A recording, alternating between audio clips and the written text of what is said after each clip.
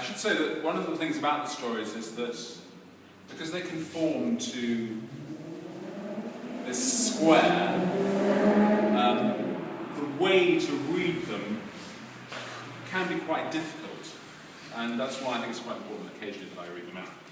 Also, it's enjoyable. 19 Fleet Street was just another worn-out house.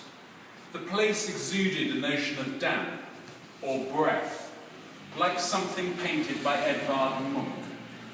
It was made out of lava, old enough to be labelled decaying, like a tree struck by lightning that still has not fallen, like an X-ray of a broken finger. There was no fine architecture to raise the spirit. Its external aspect was dismal. It represented shelter and defeat. Things were scarcely any easier on the inside. Its walls were blackened by smoke, as dark as the inside of a hat. It had a lot of rooms, frozen chambers bound by nature's chains of grief. Depressing, isn't it? The hall floor was polychromatically tiled.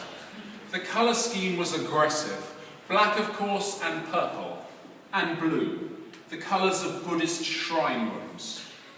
That led to a kitchen. There were jumbo insectocutors at the doors, Liechtenstein's kitchen stove, 1961 to 1962, and dish towels with pictures of the Queen Mother on them. The place stank of cockroach repellent.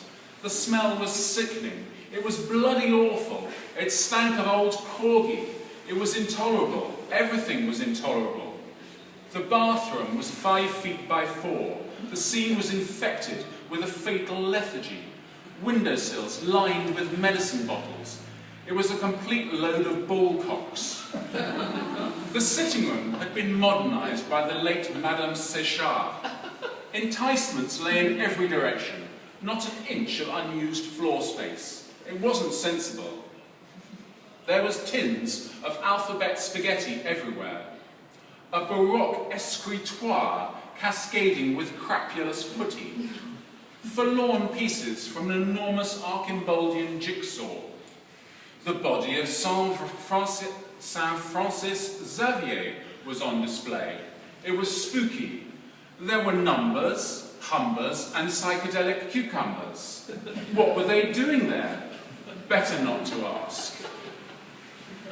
The TV was huge, at least 70 inches, the screen within a screen, an intuition, a vacillating frisson of illumination. The Rococo room began to palpitate like melted soap. There was a joss stick burning and Enya playing, Climb Every Mountain, Bee Gees-esque, but all in slow motion. It was a moment of catastrophic charm, what Brecht called distantiation, in the literal sense of the word.